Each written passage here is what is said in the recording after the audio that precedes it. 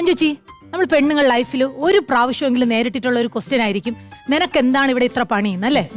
വെളുപ്പിനെ കോഴി കൂവണേനും എണീറ്റ് കോട്ടുമായിട്ട് പറഞ്ഞ കോഴിയുടെ മുഖത്തേക്ക് കൊഞ്ഞനം കാണിച്ച് അരി അടുപ്പത്തിട്ട് ചായയും കാപ്പിയും കറി എല്ലാം ഉണ്ടാക്കി കൃത്യസമയത്ത് കുട്ടികളെ സ്കൂളിലും കെട്ടിയോനെ ജോലിക്കും അയച്ച് അലക്കി തൂത്ത് തുടച്ച് മീൻകാരൻ മജീദൊക്കെ വരുമ്പം അങ്ങേരെ അടുത്ത് വായിട്ടലച്ച് 2 നത്തോലിയെങ്കിലും എക്സ്ട്രാ വാങ്ങി കറി വെച്ച് ബാക്കി എടുത്ത് പൊരിച്ചിട്ട് കോഴിക്കൂട്ടി പോയി കോഴി മുട്ട ഇട്ടാൻ നോക്കുമ്പോൾ അത് അപ്പുറത്തെ സുധാകരൻ്റെ വാഴപ്പണയിൽ ഇട്ട് വെച്ചിരിക്കും. പിന്നെ മതിൽ ചാടിപ്പോയി അതും എടുത്ത് തിരിച്ചു പറഞ്ഞവയ്ക്ക് ആരും കാണാതെ നാളത്തേക്ക് കറി വെക്കാൻ വേണ്ടി ഒരു വാഴക്കൂമ്പ് ഒടിച്ചോണ്ട് വെച്ച് അലക്കിയതെല്ലാം മടക്കി ഇസ്തിരിയിട്ട് വയ്ക്കുമ്പോഴത്തേക്കും കുട്ടികളെ സ്കൂളിൽ നിന്ന് വിളിക്കാനുള്ള സമയമാവും.